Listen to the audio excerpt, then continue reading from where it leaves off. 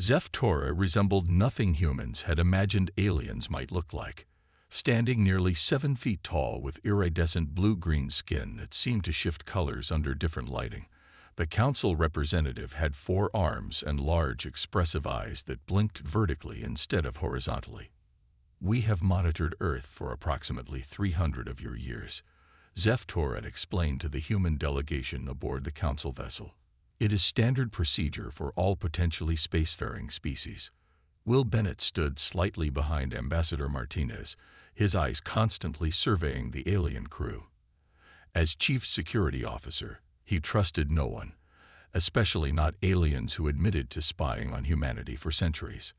"And what exactly were you looking for during this observation?" Will asked, his tone professional but cool. Zeph-Torah's skin rippled slightly. A gesture the humans would later learn indicated mild amusement. "We monitor technological development, social structures, and conflict resolution patterns. The Council only initiates contact when a species demonstrates both technological capability and sufficient social stability." Dr. Carter leaned forward eagerly. "So we passed your test." "By a narrow margin," Zeph-Torah admitted. There was debate among council members. Some felt your species still relies too heavily on conflict. Others argued your rapid technological advancement in the last century showed promise. Will exchanged glances with Captain Wright.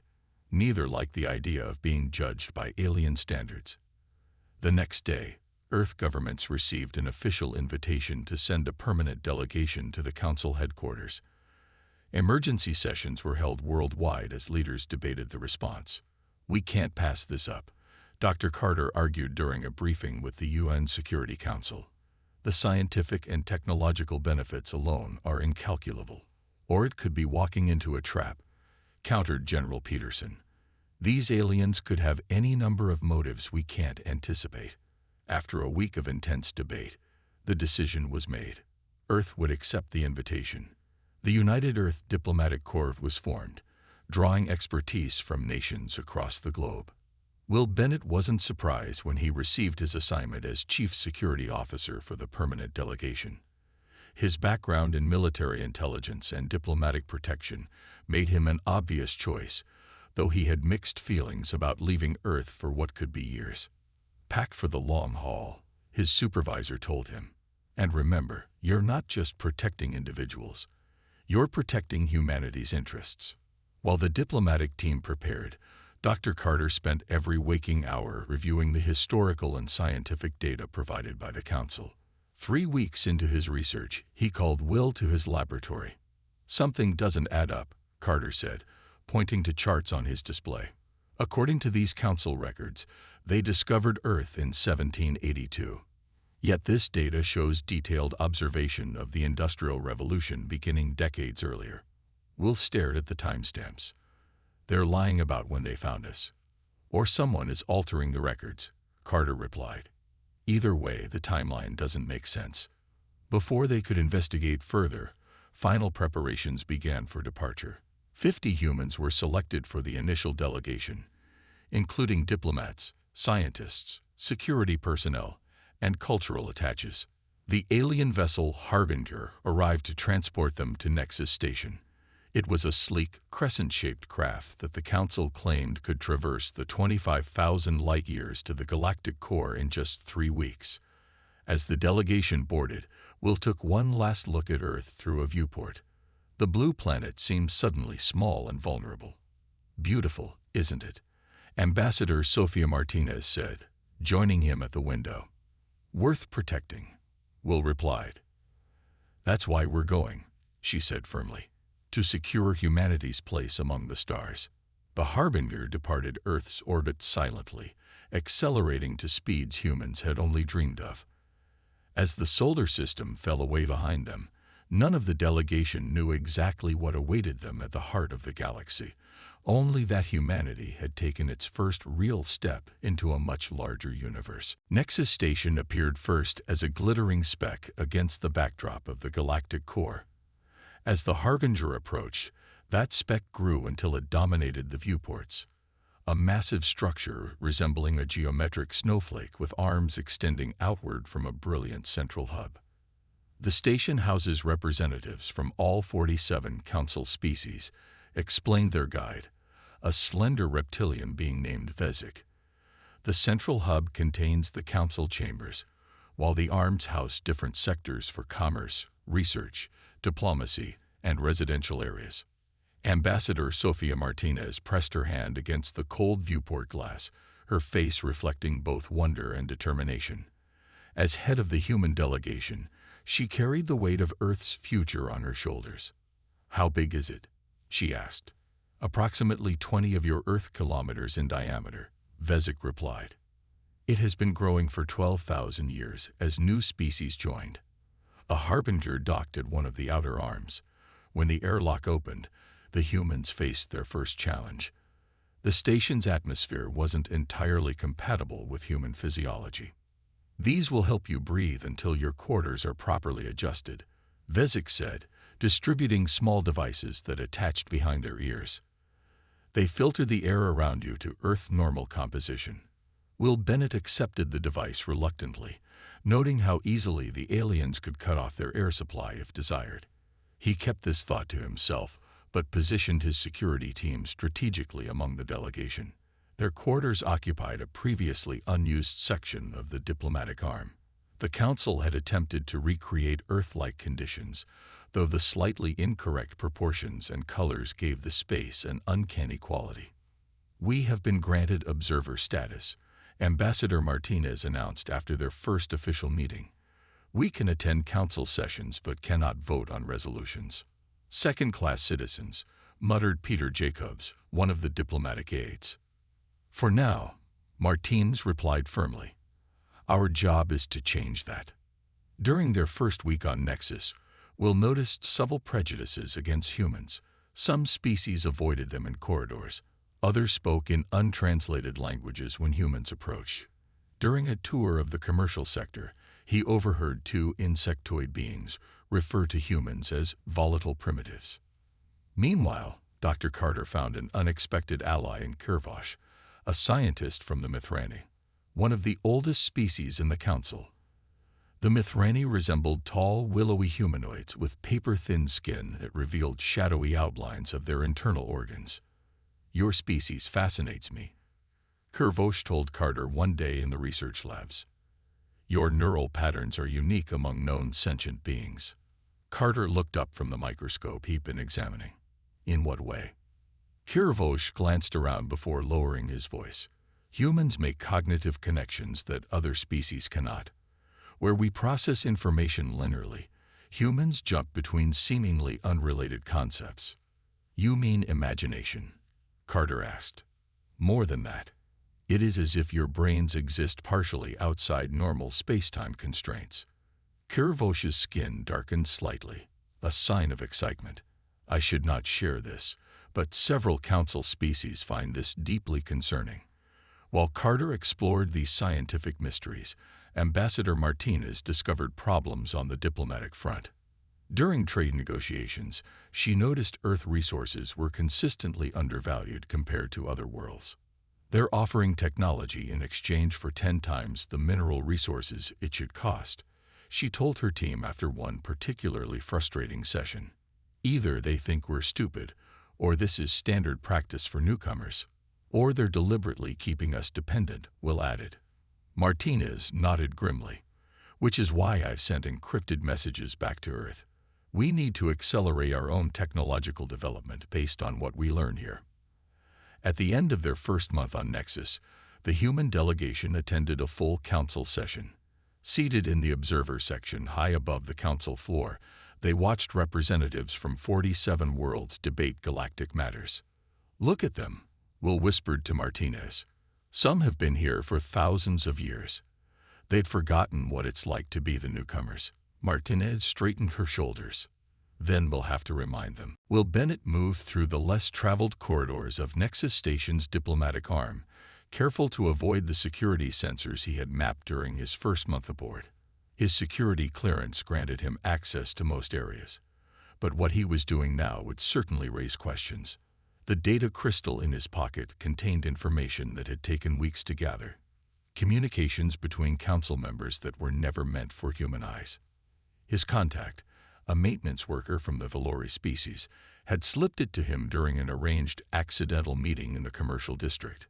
Will reached a secure terminal in an unused conference room and inserted the crystal. The information confirmed his suspicions. A faction within the council, led by the Draveri Imperium, had actively opposed contact with humans from the beginning. Humans represent an unpredictable variable. Read 1 Draveri communication. Their cognitive patterns defy standard predictive models. They cannot be reliably controlled through established methods. Will downloaded the evidence and erased his access logs before leaving. This wasn't just prejudice.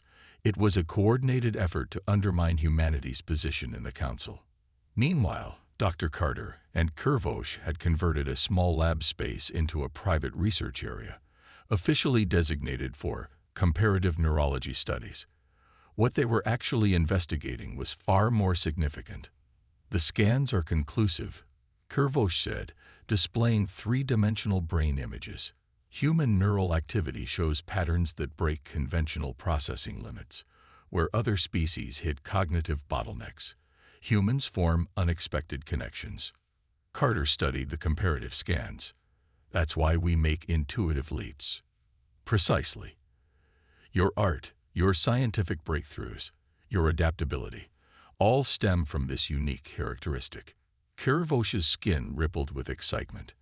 Some council species see this as dangerous unpredictability. I see it as the next evolutionary step in cognition. While they worked, Ambassador Martinez was building her own network. She had identified representatives from smaller council worlds who chafed under the dominance of older, more established species. The Draveri have held disproportionate influence for millennia, confided Nyx, a representative from the aquatic Selenian worlds. Many of us would welcome a shift in the balance of power. Humans have no desire to dominate, Martins assured her. We seek partnership based on mutual respect. A refreshing approach, Nyx replied. Not all newcomers have been so diplomatic. Back on Earth, the intelligence Martinez and Bennett had sent was being put to good use. Using the technological insights gained from Council data, Earth had begun developing its own fleet of advanced vessels. The first ship, the EDS Pathfinder, had already completed its maiden voyage to Mars using modified Council drive technology. The Draveri noticed. During the 4th month of the human delegation's stay, their representative called for an emergency council session. We have evidence that humans are developing military technology based on Council designs, the Draveri ambassador declared, his crimson scales flaring. This represents a clear security threat. Ambassador Martinez rose to respond. Earth is developing spacecraft for exploration and defense, a right granted to all Council members and observers. Humans have demonstrated genetically violent tendencies, the Draveri countered, displaying historical footage of Earth wars. Their neural patterns make them unpredictable and dangerous. We propose a quarantine of the Sol system until humans can be properly evaluated. Murmurs spread through the council chamber. Several representatives nodded in agreement with the Draveri position. Will Bennett, watching from the observation deck, messaged Martinez urgently. This was planned. The Draveri have been lobbying council members for weeks. Martinez stood her ground. The development of our own technologies is non-negotiable.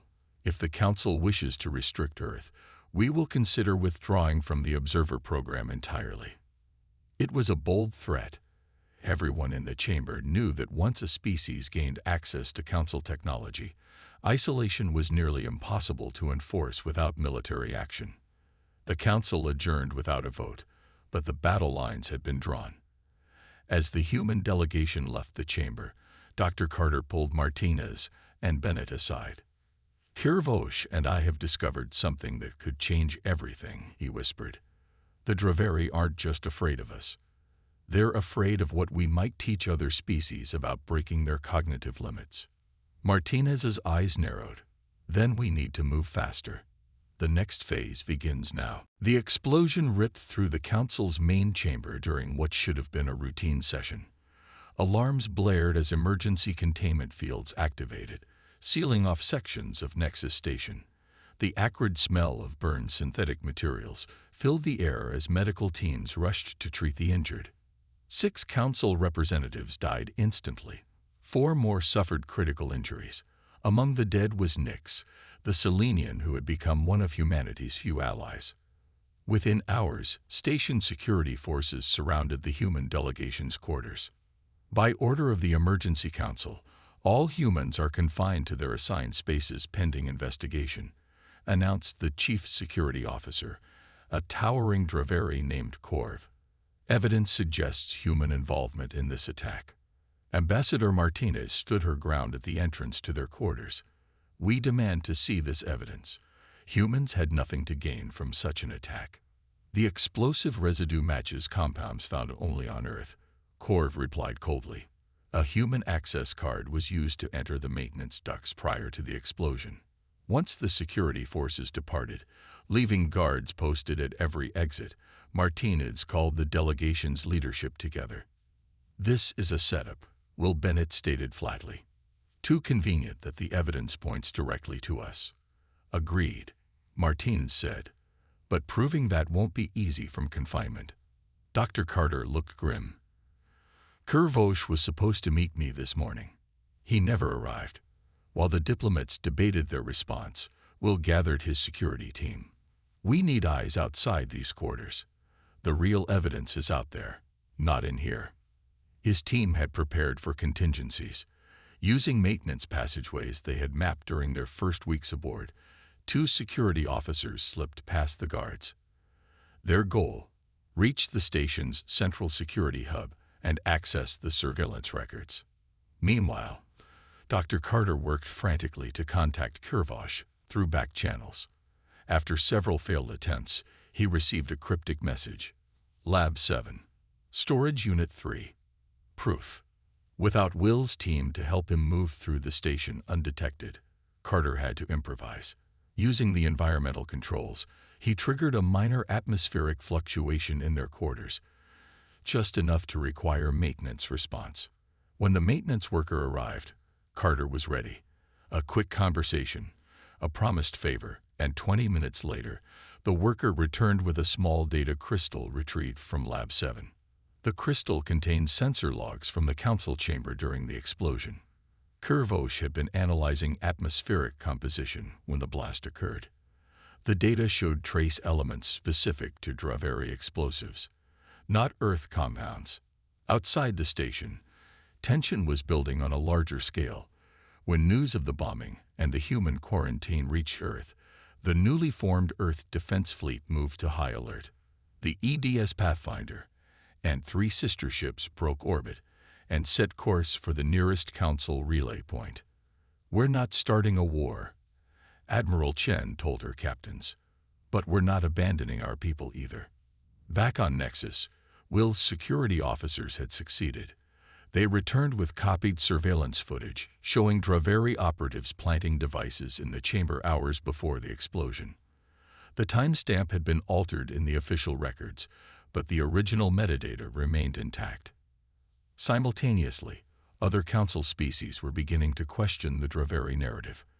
Representatives from 7 worlds filed formal protests against the human confinement without trial. Ambassador Martinez requested an emergency session of the reduced council. "I will present evidence that will exonerate humanity and reveal the true perpetrators of this tragedy," she announced via station-wide communication. The Draveri moved quickly to block her request, but support from other council members forced their hand. The session would proceed. As Martinez prepared to address the council, Will Bennett approached her with the latest intelligence. "The Earth fleet has entered council space," he said quietly. "They'll reach Nexus in 3 days." Martinez's expression remained neutral, but her eyes flashed with determination. "Perfect timing. When I finish this presentation, the Draveri will have much bigger problems than a few unpredictable humans." The explosion ripped through the council's main chamber during what should have been a routine session. Alarms blared as emergency containment fields activated, sealing off sections of Nexus Station. The acrid smell of burned synthetic materials filled the air as medical teams rushed to treat the injured. 6 council representatives died instantly. 4 more suffered critical injuries. Among the dead was Nyx, the Selenian who had become one of humanity's few allies. Within hours, station security forces surrounded the human delegation's quarters. By order of the Emergency Council, all humans are confined to their assigned spaces pending investigation, announced the Chief Security Officer, a towering Draveri named Corv. Evidence suggests human involvement in this attack. Ambassador Martinez stood her ground at the entrance to their quarters. We demand to see this evidence. Humans had nothing to gain from such an attack. The explosive residue matches compounds found only on Earth, Corv replied coldly. A human access card was used to enter the maintenance ducts prior to the explosion. Once the security forces departed, leaving guards posted at every exit, Martinez called the delegation's leadership together. This is a setup, Will Bennett stated flatly. Too convenient that the evidence points directly to us. Agreed, Martinez said, but proving that won't be easy from confinement. Dr. Carter looked grim. Kervosh was supposed to meet me this morning. He never arrived. While the diplomats debated their response, Will gathered his security team. We need eyes outside these quarters. The real evidence is out there, not in here. His team had prepared for contingencies.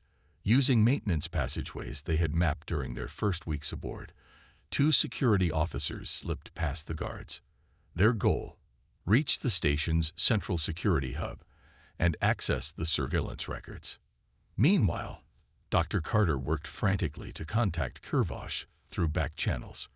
After several failed attempts, he received a cryptic message. Lab 7. Storage Unit 3. Proof. Without Will's team to help him move through the station undetected, Carter had to improvise.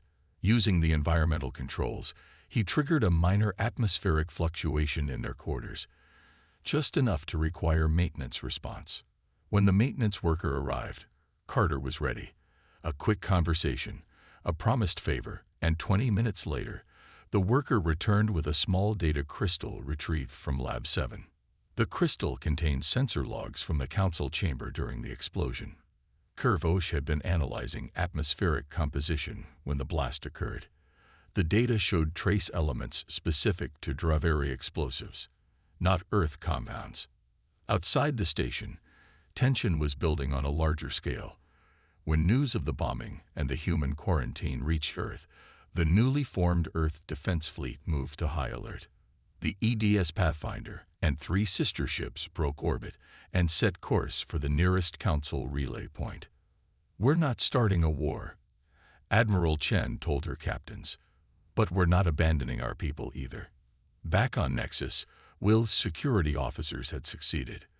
They returned with copied surveillance footage showing Draveri operatives planting devices in the chamber hours before the explosion. The timestamp had been altered in the official records, but the original metadata remained intact.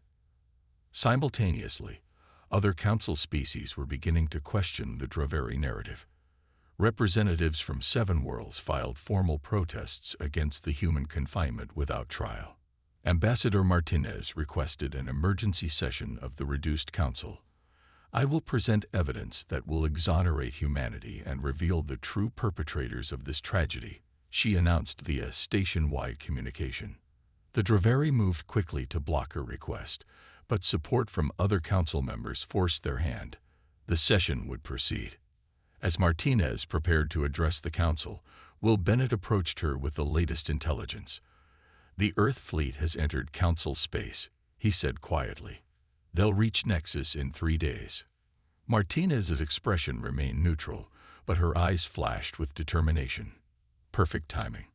When I finish this presentation, the Draveri will have much bigger problems than a few unpredictable humans." The emergency council session convened in a smaller chamber since the main hall remained a crime scene. Representatives from 39 species attended, with notable absences from several Draveri allies who claimed security concerns. Will Bennett stood at the back of the human delegation, his hand resting near the small defensive weapon he'd managed to keep hidden during their confinement. He studied each exit, each security officer, looking for signs of another trap. The Council recognizes Ambassador Sofia Martinez of Earth, announced the acting chairperson, an elderly Mithrani whose translucent skin had faded to pale yellow with age. Martinez stepped to the central podium, her posture perfect, her expression resolute.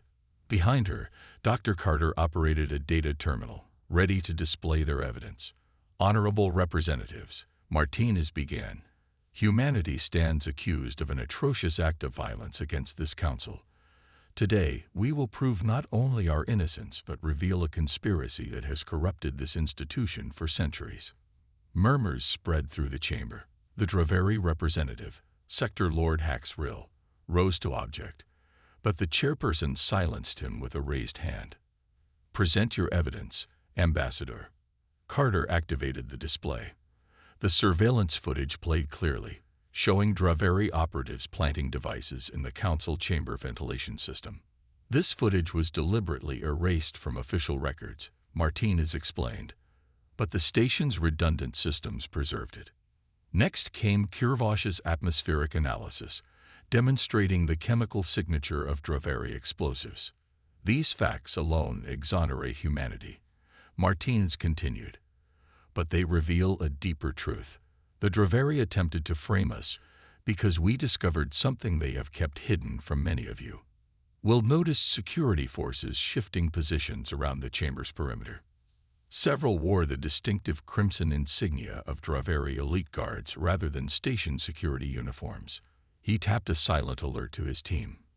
"For centuries, the Draveri have manipulated council policies," Martinez said, as Carter displayed diplomatic communications they had intercepted.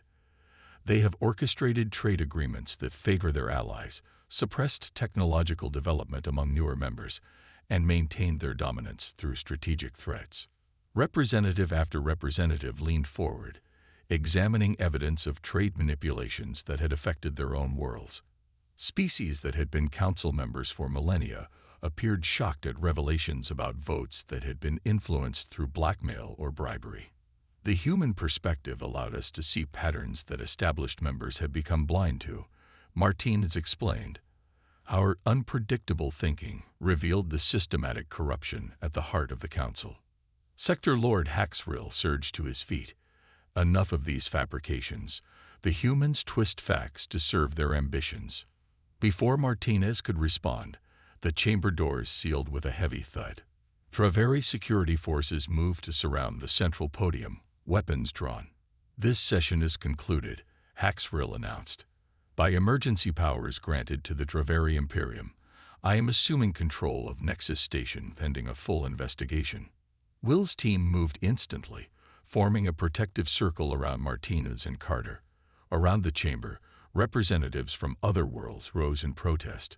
"You have no authority to seize control," the Mithrani chairperson stated firmly.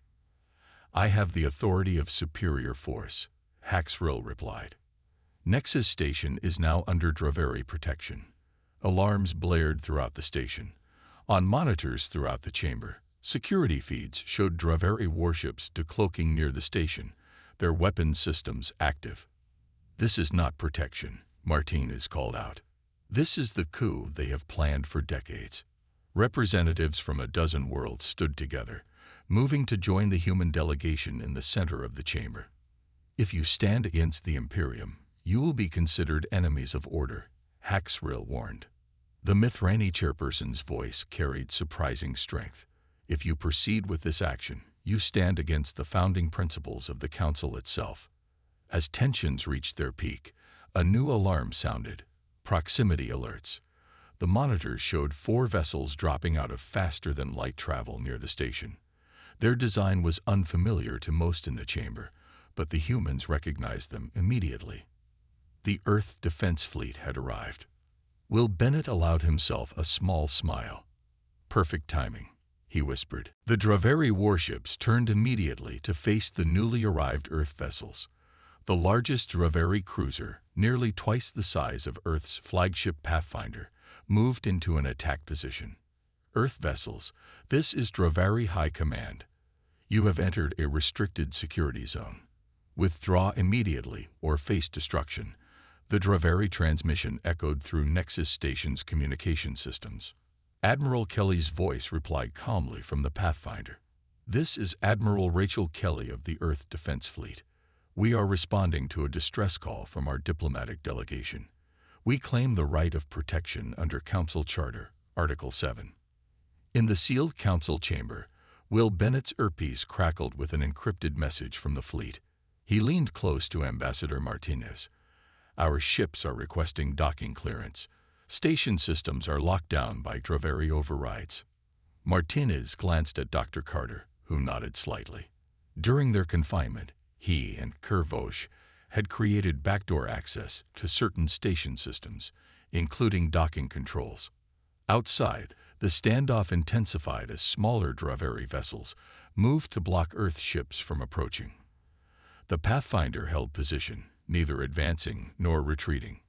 "Release the Council representatives and our delegation," Admiral Kelly demanded. "Then we can discuss this situation like civilized beings." Sector Lord Haxrill hissed with contempt. "The Draveri do not negotiate with primitive species. Your vessels will be destroyed as an example."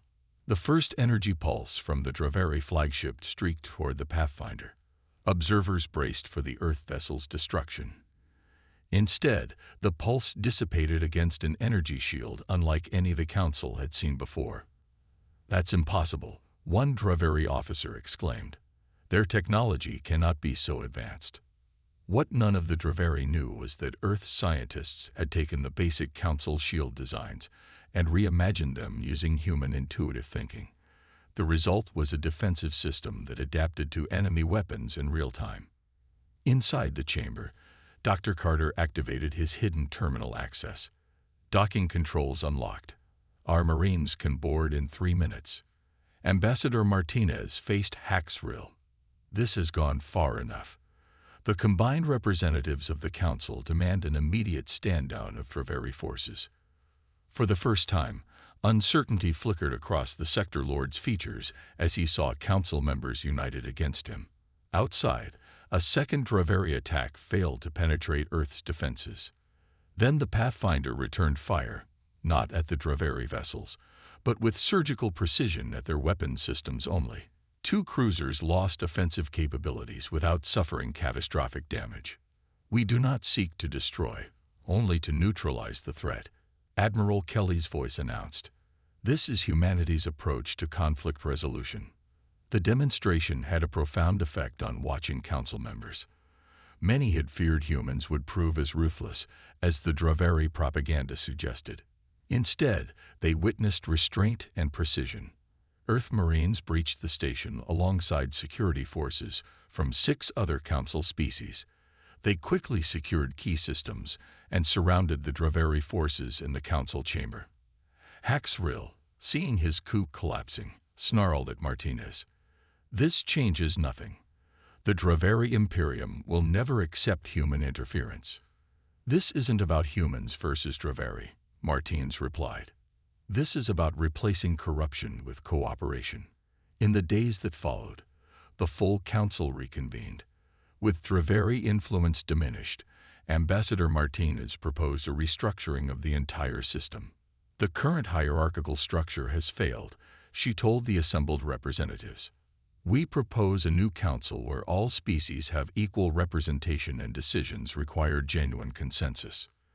Dr. Carter and Kervosh presented their research on human cognitive patterns, explaining how they could be shared safely with other species through a neural interface technology they had developed together. "This is not about making everyone think like humans," Carter explained. "It's about expanding all our cognitive abilities beyond artificial limitations." 6 weeks after the failed coup, the reformed Galactic Council held its inaugural session. Humanity received full membership status, no longer relegated to observer role. Will Bennett watched from the security office as representatives from 47 worlds, including a new moderate Draveri faction, voted unanimously to establish new headquarters on a neutral world rather than returning to Nexus Station. "Did you ever imagine it would turn out like this?" Ambassador Martinez asked, joining him at the viewport as Earth's new Council Tower rose on the horizon. Will smiled slightly. "No, but then again, unpredictability is our specialty." 5 years after the reformation of the Galactic Council, Earth had transformed. Gleaming spires of the Interspecies Exchange Center dominated the skyline of New Geneva, built with technologies from a dozen worlds.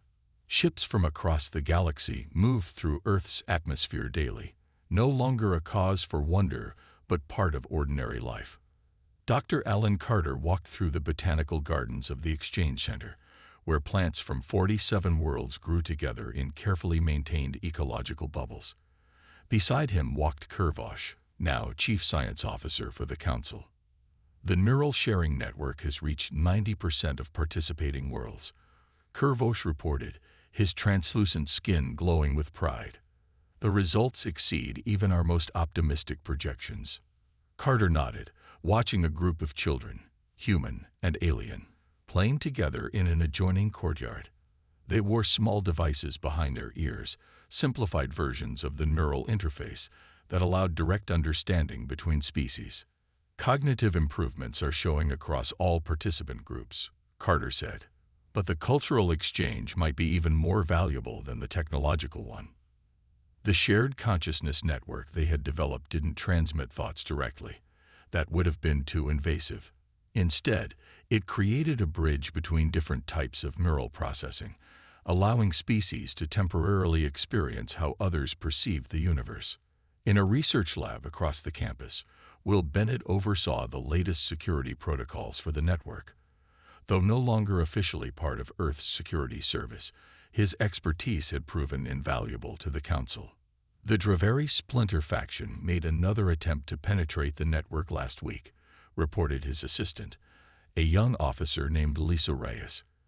Their techniques are getting more sophisticated. But so are our defenses, Will replied. Each attack gives us more insight into their methods. Though the majority of Draveri have accepted the new council structure, a hardline faction had retreated to the edges of known space, occasionally launching cyber attacks against council systems. Their efforts to undermine the neural network were particularly persistent. They still fear what happens when species truly understand each other, Will remarked, studying the attack pattern. Fear of the unknown drove their policies for centuries. Now they're facing their worst nightmare, a galaxy where secrets are harder to keep. In the Council's central meeting hall, Ambassador Sofia Martinez, now Council co-chair, guided a debate on expansion policy. The question was whether to send contact missions to newly discovered civilizations at earlier stages of development than previous Council protocols allowed. The old Council kept emerging species isolated until they developed faster than light travel, argued the representative from Selenius, who had replaced Nyx after her death in the bombing. We now recognize this policy stunted development and created unnecessary suffering. But premature contact carries its own risks, countered a Draveri moderate. Not every species responds to outside influence constructively. Martinez listened carefully before speaking. Perhaps the answer isn't a single policy applied to all cases, but a framework for evaluating each potential contact individually. Human history shows both the benefits and dangers of cultural exchange. Beyond the solar system, the Earth vessels Pathfinder and its sister ships were now joined by dozens of new craft, forming the Multi-Species Exploration Corps. Their mission had expanded from defense to discovery, mapping regions of the galaxy previously unexplored by Council species. Captain Frank Rogers of the EDS Discovery stood on his bridge as the ship approached a star system showing signs of technological development. Passive scans indicate radio transmissions consistent with early digital technology, his science officer reported. Similar to Earth's late 20th century. Rogers nodded thoughtfully. Send the data back to Council. This could be our next first contact mission. Back on Earth, Dr. Carter and Kervosh entered the central hub of the neural sharing network, a massive quantum computer complex that managed connections between billions of users across thousands of worlds. Phase 2 expansion is ready to implement, Carter said, activating the new protocols. This will allow for more complex cognitive sharing. Are humans ready for deeper connection? Kervosh asked. Carter smiled. We've always sought connection with each other, with different cultures, with the universe itself. This technology just makes visible what was always true. We are all more connected than we are separate.